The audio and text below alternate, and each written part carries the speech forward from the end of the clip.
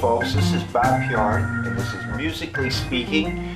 And today I have a great friend of mine, Joe Whiting, and we're going to talk about many things. So welcome, Joe. Thanks for being on here. I love coming out. You got a great studio here.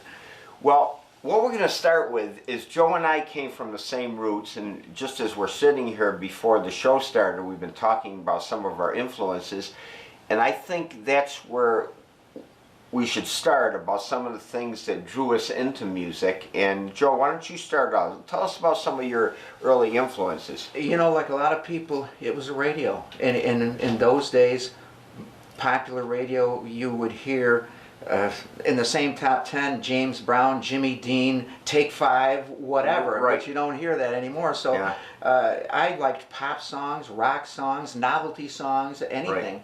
Purple People Eater. Yeah, right, exactly. When I was a kid, that's Chipmunk fantastic. song. Turn it up, Mom. Sure. Turn it up. Yeah. And I liked when the radio was on Sunday mornings to the gospel hour. You know, I'm like, hey, that's pretty. Right. That's different. That's kind of scary. You know, so. Yeah. You know, it just gravitated toward whatever was popular. Right. If it struck my ear, I liked it. And you know, I can remember. I think the first record I asked my mom to buy me was Marty Robbins, A White Sport Coat and a Pink Carnation. Really? How many times I sang that over and I can't tell you how many times. But my dad was a musician in high school and the Army, so he had I a didn't know huge. that. Yeah, Really? he had a What did he play? He played trumpet and cornet. Oh. So he had a huge collection of big band stuff. Dorsey, Glenn Miller, Right. you know, all of that stuff. And so Yeah. I can't tell how many times I listened to Green Eyes. You know, was it Really? Helen Forrest? Helen. Yeah. Yeah. Helen Forrest, Yeah. probably. But you know, so I listened to a lot of stuff. And then, you know, when I got a little bit older, like we were saying earlier, when I heard Ray Charles, it was like, oh yeah, Wow, that's yeah, where that's it's- that's Yeah. cool, that's different and Yeah. scary. Yeah. That's the common bond I think we have, that we got into that. And something just occurred to me, two things. Today is February 3rd, 59 years ago, the day the music died. Wow. I just thought of this. 59. I came home from my paper route, the Post Standard. I come into the house, my sister, 16 years old, listened to WNDR, which had been on from 57, 58. It's 1959, February 3rd, cold February day. I remember it like it was yesterday. She's eating her oatmeal crying. Oh, jeez. The day the music died. Oh, I did that. That's Remember? right. Yeah, I Do know. you remember that? But no, I don't. And it's funny because I didn't get into Buddy. Well, you're a lot younger than I am. Right, not that much. But yeah, it's funny because I remember the same thing when Otis Redding died. Oh, really? Yeah. Yeah, and the same kind of thing. But the Buddy Holly thing, for some reason, it doesn't. And I'm a huge Buddy Holly fan, but I think a little more after the fact. Yeah. Did you remember listening to WNDR, Dandy Dan, and all those people? And you know what? You either listened to WNDR or OLF. I was an OLF guy. WOLF. Oh, really? Yeah. I can remember with a friend of mine going in, taking the bus in to Syracuse to go to WOLF, which that building is still there. Now it's Dinosaur Radio, to see our favorite disc jockey, Charlie Featherstone. Really? We show up there, two kids, you know, like What year was 12 that? years old or something. Yeah. The guy goes, Charlie, there's a couple of kids out here that want to see you. He's like totally surprised. So you weren't playing then? No, You were just no, in the, we were just- That's funny. See, I was in the music too before I played. My mother played piano. My sister played piano, and I heard all my mother's records. I heard Johnny Ray and all that stuff. Yeah. I'm 78. Yeah, oh yeah. I was listening to 78s, and that kind of drew me into music. But anyways, let's get into a common bond we have. We met each other in blah blah year off. No, in the early '60s. Yeah. Sometime we had a common teacher. His name was Frank Agati. Absolutely. And for the people who don't know them, Frank was, I don't know how to express it. Unfortunately, he was misunderstood, and to say the least. And he had a lot of idiosyncrasies, Yeah. but to this day, a half a century later, when I'm teaching, I'm still quoting him and using his we just talked about that earlier. Absolutely. His ideals changed my career. And made me a musician, Frank Agati, and that was your teacher. Absolutely, Frank. That's a common bond that we had, and of course I studied the saxophone on a whim. I'll show later on. I've got Frank's old horn there. You know, Frank picked out my horn, but after Frank died, Grace asked me to come over to his house, or to her house, and look through if there's anything I wanted. There's this horn over there. She didn't even know he had. We opened it up. It was a Kahn Naked Lady. I've always played Kahns. And I go, geez, I would love to buy this from you. It was needed completely repainted and everything, but it had original lacquer.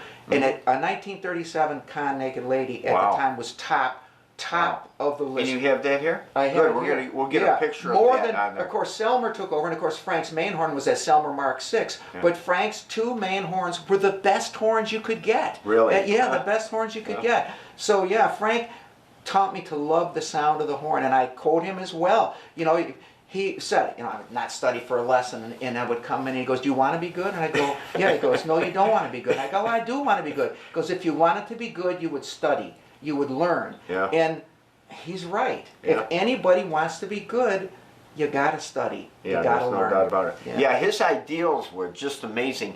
He would say things like, you play the way you are, or he just had these sayings, you know, like I said, to this day, I still quote his stuff. He went to Berkeley in the 50s, before it was even a hip place to go. I see his sister Grace is still singing at 97. Yeah. She's actively singing. She's has a a wonderful sweetheart. voice. She's a And this is sweetheart. kind of a sad thing to say. His other, I would say that you and I and John Riley were he was most proud of us as his proteges. Yeah. We had, I don't know how to say this, we had the opportunity to play at his deathbed. Literally, we did. his I mean, you deathbed, know yeah. what? I mean, it wasn't even really sad. I mean, it was like a great tribute Right. that the three of us would go over there. Right. He's right in the front of Grace's house, right? You know, Capital literally, City, you know, about at the end, and we pulled out our horns. Bob pulled out his guitar, and we played for him. I mean, yeah. That's a great tribute. Yeah, it was really. And the guy was terrific. I actually had him as my best man. Of being a younger person, all my relatives and everything questioned, well, what do you hang around with a strange musician?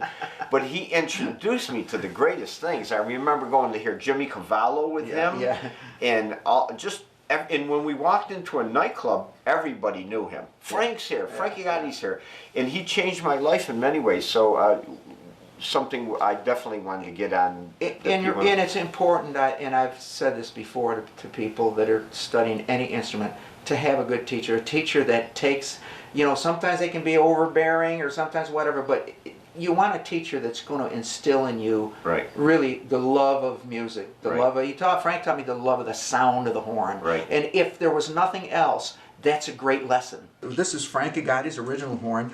It's a 1937 Kahn 10M, but referred to by aficionados like myself as the Naked Lady model, because right here you can see the lady and a little bit of her bust, and so and there's a rumor that the more bust you see, the better the horn is, but I think it's probably all the same picture. And that's original lacquer. And yeah, I bought it from Frank's sister when Frank passed away, and it's the horn that I play all the time now, because it's, quite frankly, the best sounding horn that I got.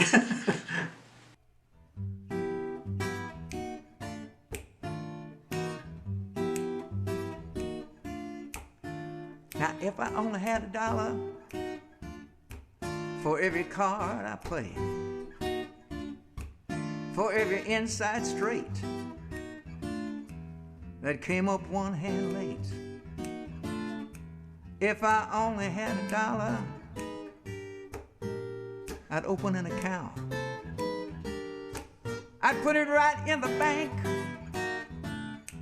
then I'd double the amount. Turn $1 into $2, $2 into $4. But without number 1, you can't make any more. If I only had $1. Yeah, if I only had $1. Now if I only had $1 for every woman I've lost by just being a fool and kissing them off. Well, if I only had $1, I'd take out an ad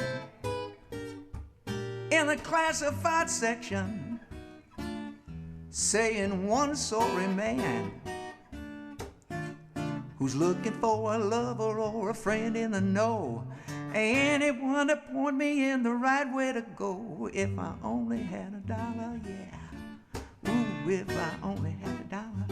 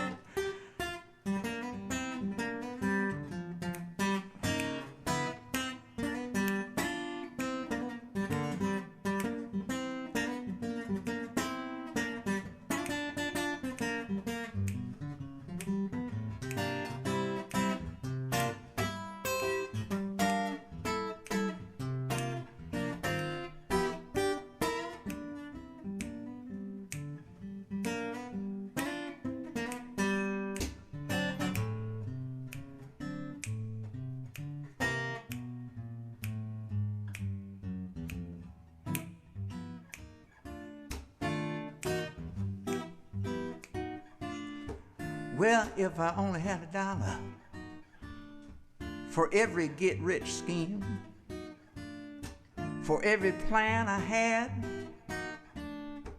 that was just a pipe dream. If I only had a dollar, you know I'd be a rich man.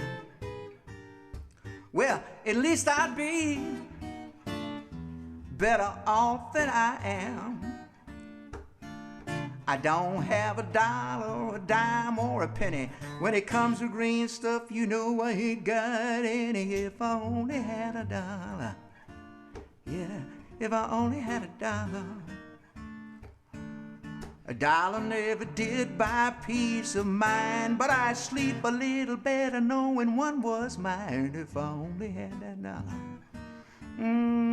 Yeah, but you know, sometimes I reach down in my pocket and I can't find two nickels to rub together.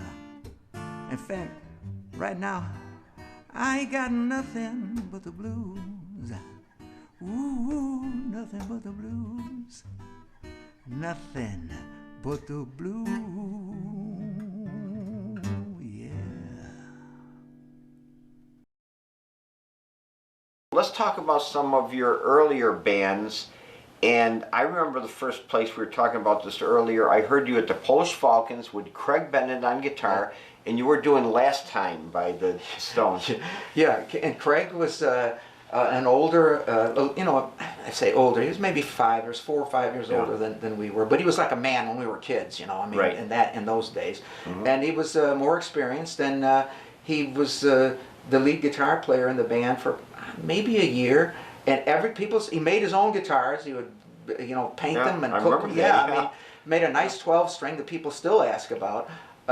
Is he still around the area, or where is he? This is an interesting story too.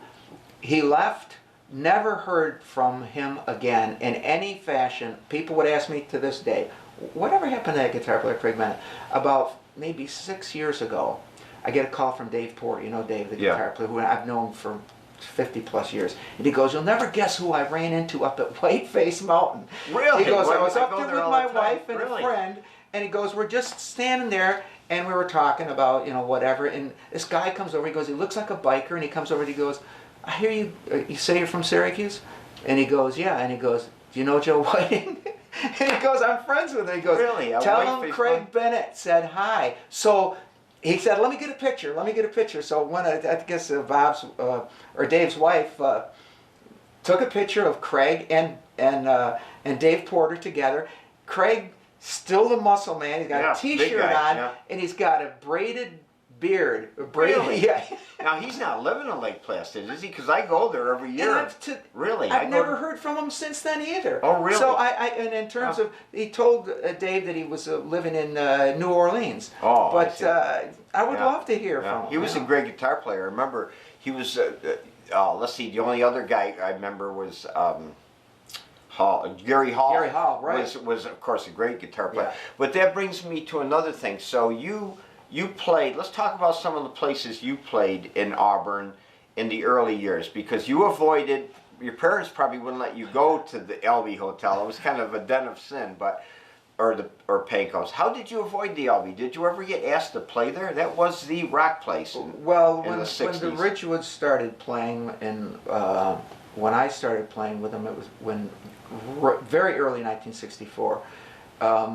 It was high school dances, Right. church dances, house parties, and then we played, Carmel and East High and West High and stuff, and house parties as well. Right. But we were pretty much too young to play clubs at the time. I see. Yeah. So by the time that we were, and actually, we never really played clubs in the Ridges because we were kind of still kids. Yeah, for that time, people don't remember, we had 4 high schools in Auburn. Yeah. And what they did is, I went to Mount Carmel, but I went out with girls from different schools, so they would coordinate it, so there was always one dance Yeah. at each week. So you had 4 different venues.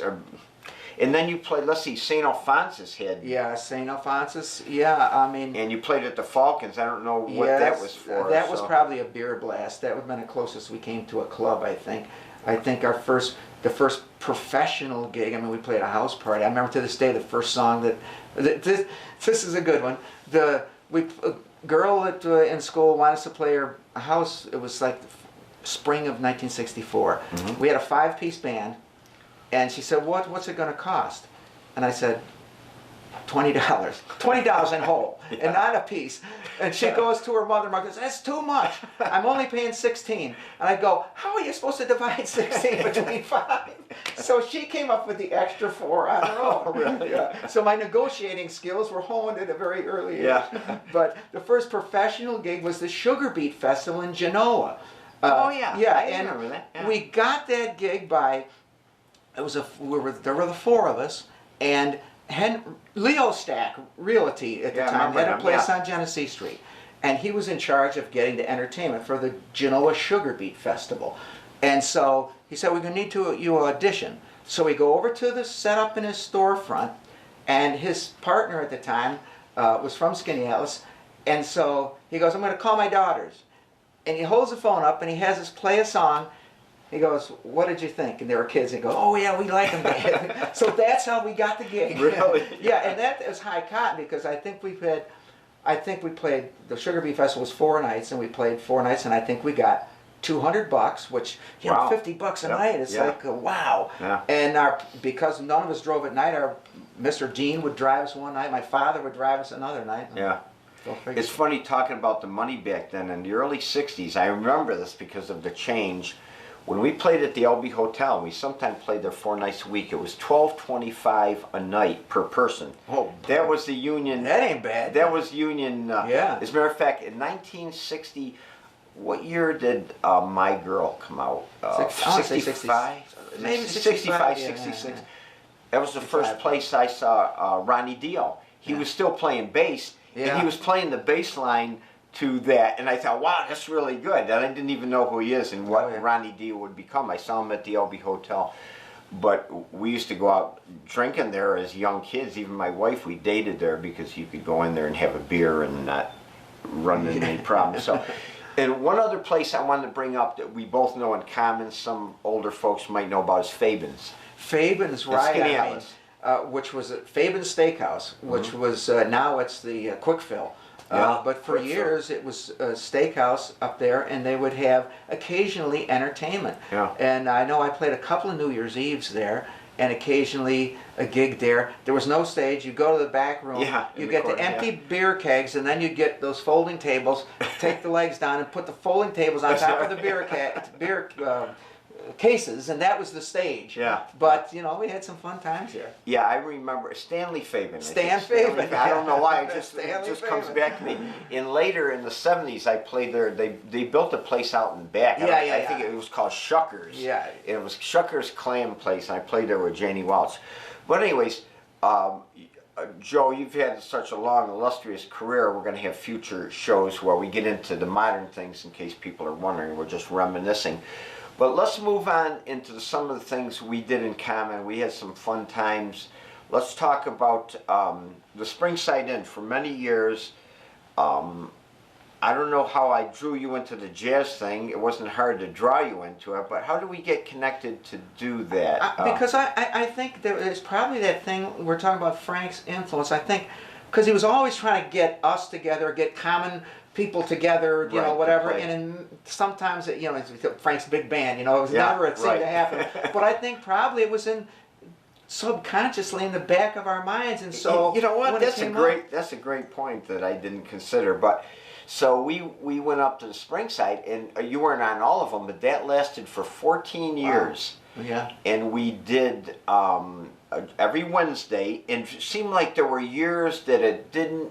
It was beautiful every night. We had Bruce on bass, Bruce, Brian Murphy on vibes, Dickie Howard on drums, and then occasionally we had Cookie Coogan come in, and so those were great times. And out of that, we got a very interesting gig in 2000. Phil Romano flew us down to Dallas. Yeah, I mean, out of serendipity again. We were doing that gig at the Springside, and a guy came up. A guy from I forget who it was, said, introduced himself, and he said, the druggist from right. Tops. He was a musician. Sax player, I think. Was it? I can't remember. But he said, Phil Romano wants to meet you and wants to talk to you.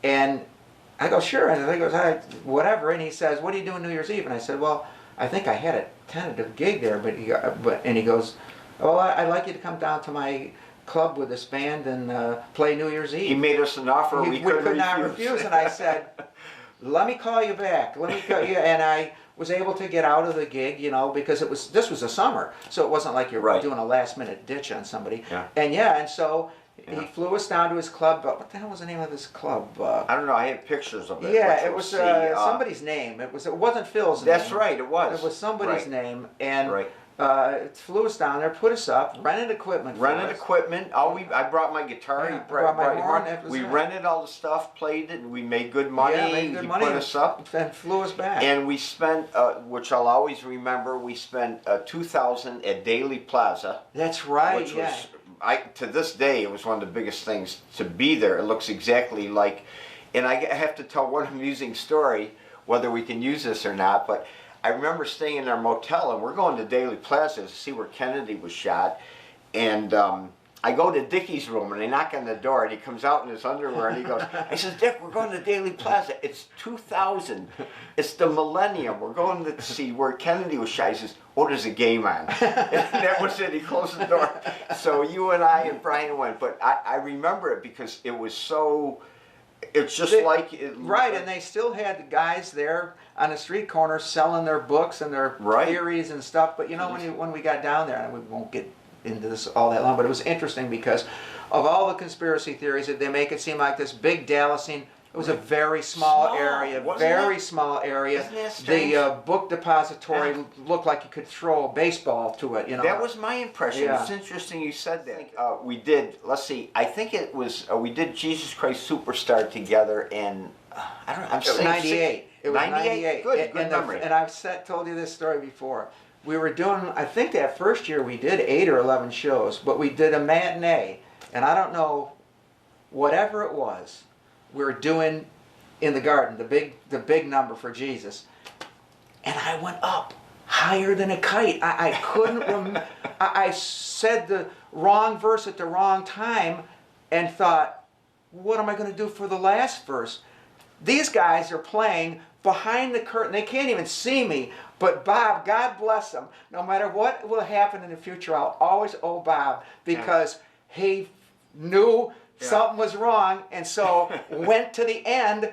It was like, I'd still be there trying to get the last verse right. It comes from trying to make everything look right at the But end. yeah, that was a great experience. And we had Don Whitman was the director. The director. Unfortunately, he passed away, and he was yelling at us all the time. Non-stop yelling. And then that was a big success, and I really enjoyed it. I enjoyed doing that show. Putting rock and roll and religion together was an interesting concept. It was very fun, and we did it again last year. Yeah, last year we did it, and it's still successful. We probably, yeah. I don't know, are we doing it again? We're still walking. Yeah, well, not this year for sure, but no, it was enjoyable. It was yeah, it always is with Bernie as Judas. Yeah, because he's a great Judas, and it's once Bernie was into it, and quite frankly, when because I said who's doing the music, and when she said Bob's going to, I said I'm in, because you got to have a strong Judas, and you got to have a strong band leader. We talked about our influences and how it's interesting that Juke and Bone and your subsequent groups, you went, if I can make this observation, to the Stones more than the Beatles. Now, is that because the black influence of Ray Charles and so on? That's a very good point, and yeah, I think subconsciously I've always gravitated. I mean, I'm a huge Beatles fan. I mean, there's them and everybody else in some ways, but in terms of their sound and the way they did it, I still gravitate more toward like the Animals and the Stones. And really, like I said, I got into Ray Charles early on, but I didn't know Muddy Waters or people like that from Adam until the Stones and the Animals came out and started doing their songs and publicly saying, this is a Muddy Waters song, this is a Howlin' Wolf song. Right. And so you pick it up, you go and listen to the original. That's ironic that we had to have English musicians bring our own music back to us. And every critic has said that. But something about him, that spoke to me early on too. I knew when I heard Fats Domino when I was 10, 12 years old and Ray Charles, something just spoke to me. We're talking about how do you get to that? I think it has to come to you. Nobody can say, that's what you should be listening to. Exactly. You have to feel it. If you don't, you're never going to feel it. Right. Someone can turn you on to something, but again, if it doesn't hit you viscerally, if it doesn't get you there, you're just going to say, but... That's what happened with jazz, and going back to Frank, I think at first, and I think you might have been the same way, the older guys were saying jazz and and I wanted to play rock and roll, and all of a sudden, one day it hit me. I know what it was. You know what turned me onto it was I was at Louis Nasilli's house, Lenny Nasilli's brother, and they were playing the first version of the Bossa Nova had just hit. Before Girl from Ipanema and all that, it was Stan Getz and Charlie Bird on guitar. That's what changed my life. As soon as I heard the Bossa Nova, especially Stan Getz, who I grew to love. Who had a great tone. So I mean, speaking of tones, the classic line is that when Miles Davis is sitting in the audience listening to Stan Getz, he turned to whoever's with him and said, "We'd all play like that if we could. We'd all sound like that." That's right. Yeah. It's interesting because I knew, of course, Jane Walsh, who traveled with, he never practiced. Do you know that? I said, Jane, how often does Stan Getz practice to keep that beautiful tone? She says, Bob, he'll sit down on the bed and try reed after reed, but he never practiced. She was with him for years. So that's scary to me, because here I am at 71, I'm still practicing. So anyways, we're going to have Joe on again and talk about his, not just his nostalgic things, but his current groups, and we'll do a whole big thing about Juke and Bone, some of his popular groups. Leave it at that, Joe. So, great. It's been very enjoyable. All right, great.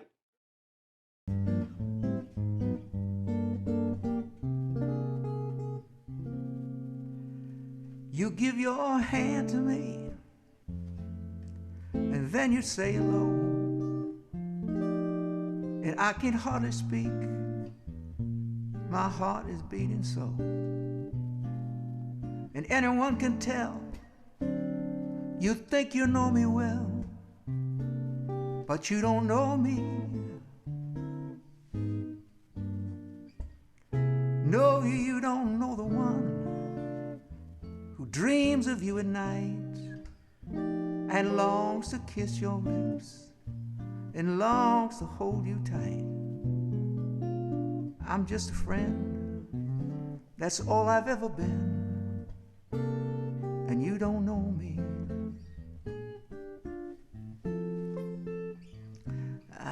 For I never knew the art of making love, though my heart aches with love for you.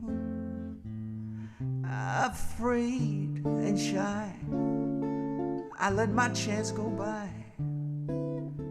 The chance that you might love me too.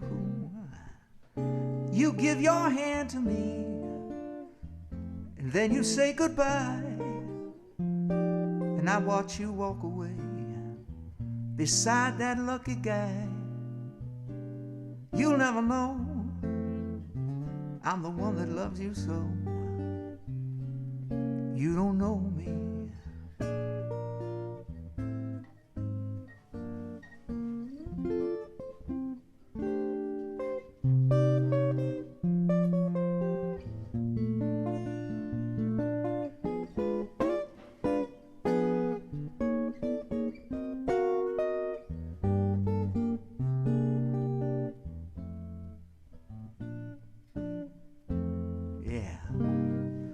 For I never knew the art of making love, though my heart aches with love for you. I'm afraid and shy, I let my chance go by, the chance that you might love me too. You give your hand to me, and then you say goodbye. And I watch you walk away beside that lucky guy. You'll never know I'm the one that loves you so. You don't know me, you don't know me at all. You never ever know. Oh, you don't know me at all.